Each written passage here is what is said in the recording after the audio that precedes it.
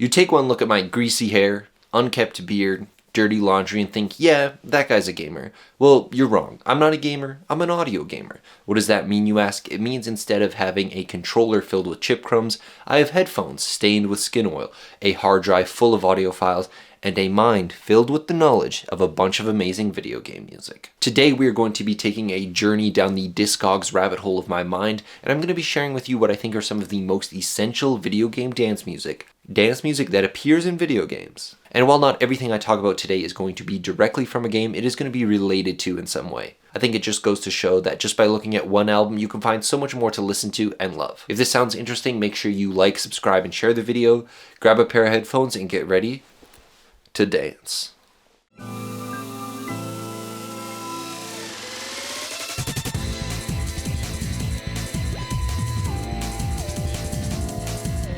My admiration for video game music actually started back in 2016 one day when I was coming home from school. I was sitting at the back of the bus with my friend and we were talking about various shows and games from our childhood, and he asked me, "Do you know about Ridge Racer?" The only racing game I had growing up was ATV Quad Power Racing 2, and that's because it came bundled with the GameCube that we bought. I reply, "Nah, never heard of it." Shocked, he pulls out his MP3 player, passes me a headphone, and changes my music taste forever. The soundtrack for Ridge Racer Type 4 I'm sure is not new to a lot of you, and I would say its fandom has started a whole subgenre of PS1 style break mixes that you see everywhere on YouTube, but I want to start the video here because this album is so influential to mine and many others' tastes, and the branches of music that stem from here are varied and just as impactful to me. This album captures so many different dance music styles. While earlier entries in the series had a much more hard-hitting rave-influenced soundtrack, the jazz elements give this one a much smoother feel. This album is also the first time I was consciously exposed to sampled breaks. From this point on, I was absorbed in the rhythm they create, and this album definitely set what I look for in jungle and drum and bass music. The piano melodies also made a huge impact on my taste. Something just about the tone gives me such a floating feeling, and as soon as I hear it on a track, the song instantly gets repeated. Let's move on though. Stemming from here, there's a few other important albums I wanted to cover in the Ridge Racer sphere, like Rage Racer. This one has that harder edge I was talking about. Silver Stream is the standout for me though, with its sweeping pad and amazing break edits. Plus there's that piano melody. Another album of note for me is Ridge Racer Planetary Sounds. This one leans more modern and has a sheen that really defined later Ridge Racer entries. Trance and hardcore all over this. Purple Sky is my favorite with its amazing energy-filled build-up. After searching on VGM database for more Ridge Racer albums to listen to, I came across this one, a Dojin release by Blackheart that rearranges some Ridge Racer tracks and other notable Namco titles like Alpine Racer. This one has a lot of trance and drum and bass, and even some fun chiptune fusion. The world of Ridge Racer is so great because there is so much to listen to. I always somehow stumble upon a new album in the series because there's so many remix albums and anniversary editions. Also, the fans of this music have made tons of mixes on YouTube, and I always find something new by listening to these. Ridge Racer serves as a perfect starting point for our journey today. What stems from this series touches so much of the video game music industry. Shinji Hosoe started by composing soundtracks for several Namco arcade games, but grew to prominence for his soundtrack for Ridge Racer. Later working on Ridge Racer 2 and Rave Racer, he formed the sampling master team at Namco, which features himself, Ayaka Saso, Nobuyoshi Sano, and Takayuki Aihara. He supplemented his time at Namco with starting a label with Takayuki called Troubadour Records, which featured releases by video game composers across the Japanese game industry. After leaving Namco in 1996, he continued to produce game music at various studios, but in 2000 he created Super Sweep, which also has the coolest fucking slogan I've ever seen. The company is divided into two divisions, one a music production house and the other a music publisher. Super Sweep has released so many amazing records. I always return to their discography when I'm looking for something to listen to. We will cover many more of their releases coming up throughout the video. In terms of Shinji's own music, the Rockman EXE Transmission soundtrack that he did with Ayako Saso and Yosuke Yasui is my favorite of his releases. It is just so fun and technologic. It makes me want to be a little boy trapped in a computer fighting evil viruses. Pew! Pew pew pew! Pew! I'm Rockman! A few other notable Ridge Racer composers I want to highlight are Hiroshi Okubo, whose Nano Sweep series, released in partnership with Super Sweep, is a great EP series that features artists from across the video game industry. This series goes in so many different directions, and it's great to see these artists go wild with their productions. If you want the club music feeling of Ridge Racer, these are worth checking out. And they are still being released actively, so you'll always have new music to listen to. Rip Ridge Racer, will you ever come back? Lastly, I want to highlight Nobuyoshi Sano, whose work is some of my favorite. His solo album, in particular Brightness, which I think is an excellent display of the power of the saw wave. I am a saw wave enthusiast after all. But actually, this is one of my favorite albums of all time. I want to make something as bright, fun, trancey, lightly breaky, if you get what I mean by that, as this one day. Nobuyoshi is interesting too because his company D-Tune has gone on to develop synthesizer apps for the Nintendo DS, and even jointly developed Core Gadget for Nintendo Switch, which is cool to see him make music with on the D-Tune YouTube page.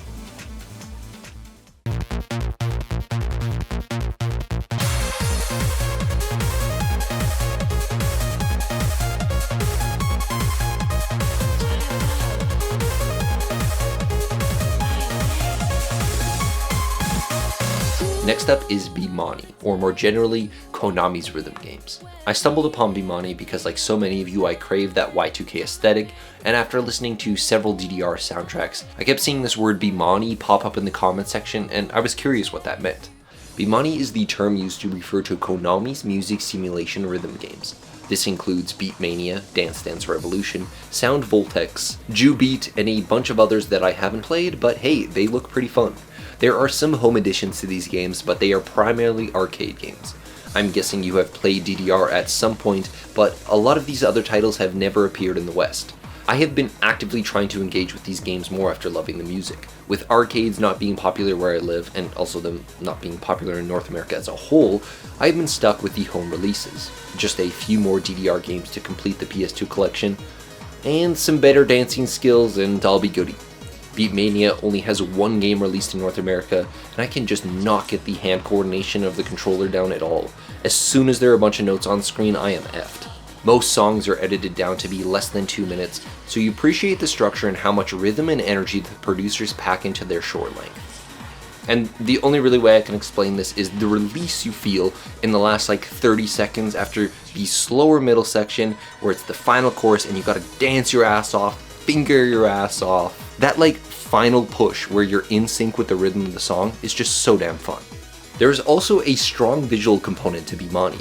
Each song has an accompanying visual which really satisfied my craving for Y2K aesthetic sensibilities when I first became interested in the games. While all the Mania games have various styles of music in them, the games have become known for their fast-paced, hard-hitting electronic dance music. Trance, hardcore, gabber, techno play a large role in several of the games. I never expected to fall in love with this kind of music, especially like 5 years ago when I was just purely virgin emotional ambient guy, but now I'm an emotional Chad EDM bro. This music has permanently altered my brain though. Whenever I'm listening to something I'm like, nah, this is too slow. Let's get that BPM up. Let's get that BPM up. When diving into this music, I started with Beat Nation Records. Absolutely amazing logo by the way, like wow. Formed in 2006, the label featured artists actively involved in making music for Mania games. This is the first class of artists. While the label released the official CD of several Beatmania games, it also featured plenty of original albums and material from its members. First, I want to highlight Sota Fujimori, whose synthesized album series which features his work across Mania and other Konami games. I love when Sota works with a vocalist. He creates such a wonderful pocket for them to carry the energy of the song, and then blast off into amazing saw wave choruses. Ryu Star has a large discography filled with so much energetic, happy hardcore. Star Mine is what I started with, and like other Beat Nation albums, features work from across several Mania titles. Ryu Star serves as an executive for the label Exit Tunes, which has close ties to Konami and the Mania series for licensing various songs that appear in the games. Exit Tunes is honestly a massive label filled with so many trance compilations, like I mean so many. So if you want some trance, this is the place to look. I particularly love the Exit Trance 90 cover album. Mania has gone on to inspire so many artists to start making EDM, with some of them eventually contributing songs to the games themselves. There's a few labels that I want to highlight that really capture this Mania sound for those of you looking for more music in this style. Mega Rex, their encore vocal pop series is full of fun, bright future bass. Like others I will mention coming up, their compilations are more genre focused, so you can really pick what you're feeling. I am listening to their entire discography playlist every day or so. Diverse System. This label started releasing the Mania remix albums, but after Konami was like, no. They switched to releasing original compositions. AD House is the series I've listened to mostly, and Hiroshi Okubo, who we talked about earlier, has contributed to this series. Hardcore Tennessee. This label has had a close relationship with Bumani in the past, with several artists on the label contributing music. I have only really listened to their Hardcore Syndrome series, Def's on the more hardcore gabber side of things, and if I'm being honest, most of their stuff is maybe a little too intense for me at the moment, but maybe I gotta go back in there and see what else they have to offer. The last album I want to talk about in this section comes from the virtual duo Kokonatsu, which I'm honestly kind of confused about. Like, I don't know how they exist, but we'll go with it. They're virtual, I'm virtual. Am I real? No. Literally, I fucking wish I was an AI. I fucking wish, bro. A virtual idol group for Konami, whose 2021 album, Hoshi no Memory, is full of fun, cheerful techno-pop, produced by so many amazing Japanese pop producers, including my favorite, Pasocom Music Club. I will end this section with just kind of a disclaimer that there's so much music that appears in Bumani games. When I was looking at the wiki, there were so many artists that I adore that have had one song appear in one game or another. So covering all those is a bit redundant. So I will say that there's so much there for you to discover and find on your own.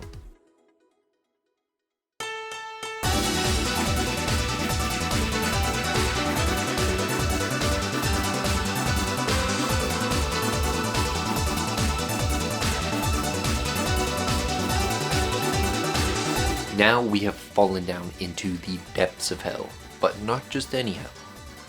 Bullet hell. Which is worse because there's bullets. Shoot 'em up, or shmup, is a genre of video game where you must dodge waves of incoming attacks, shoot back, and defeat your enemies. Games are either played horizontally or vertically depending on the series. Bullet hell is another term used to describe these games when there's actually just an insane amount of fire coming your way. Like, how can you dodge that?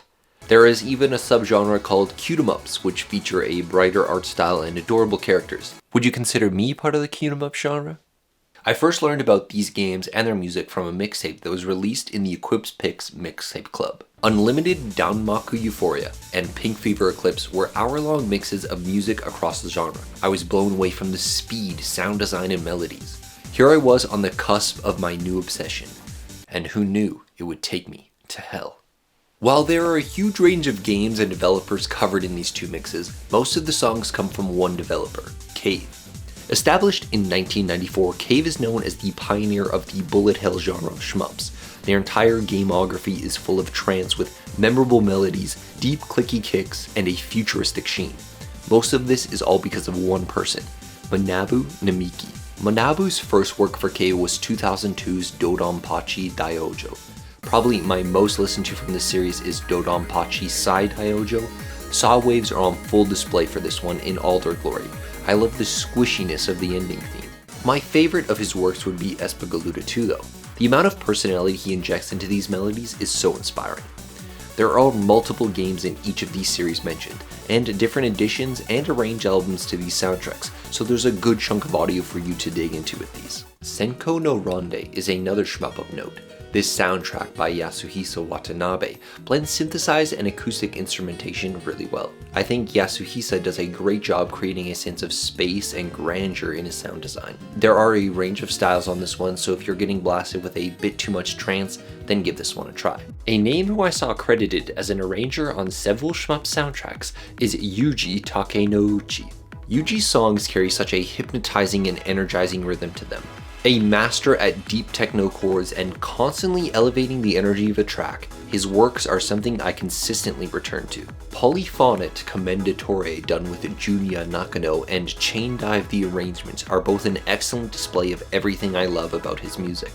When I'm feeling a little chiller, I will listen to an album he released under the alias Mr. YT that appeared on Apollo Records. His Bandcamp page has some amazing tracks that he did for a label called Format Records, and I'm pretty sure up until recently were not that accessible, but now they have their own Bandcamp page for you to listen to the great compilations he was a part of. Multiple of his aliases are represented in these releases. Now to continue on with games that I maybe necessarily haven't played, we have Touhou Project, an independent shmup series created by one person, Zun. This series has an immensely dedicated fan base. While I haven't directly heard much of Zun's music before, his game series has inspired numerous fan works. The most important to me is Sound Online. A doujin circle created by Tsukasa Yatoki, Sound Online has released several albums at various Comiket conventions of arrangements of various Touhou songs. Sound Online is perfect emotional trance music, with shining pianos, saw wave arpeggios, and longing melodies. It is easily my favorite trance music. A lot of his music also features vocals which always give the song such an emotional weight. A little hard to get a hold of, there are still a few albums I'm trying to acquire, but that makes it fun. Easily the most accessible is The Clear Blue Sky. These shmup soundtracks have actually had a huge influence on the music I'm making now. The sound design, structure, and melodies are something I'm really trying to emulate. It's funny how two little mixtapes can have such an influence on what you desire to create. Well, we are at the other end of the rabbit hole. I hope you learned something and found some music that inspires you in some way. Also, do you think it's weird that I actually haven't played a lot of these games? Do you think you need that context to truly appreciate the music? Something to discuss. Lastly, I want to give a massive shout out to the Bimani and Shmup Wiki, VGM Online, and VGMDB. They have been a hugely valuable resource while making this video. Your dedication to these games and their music is hugely appreciated. Thanks so much for watching. See you again next month.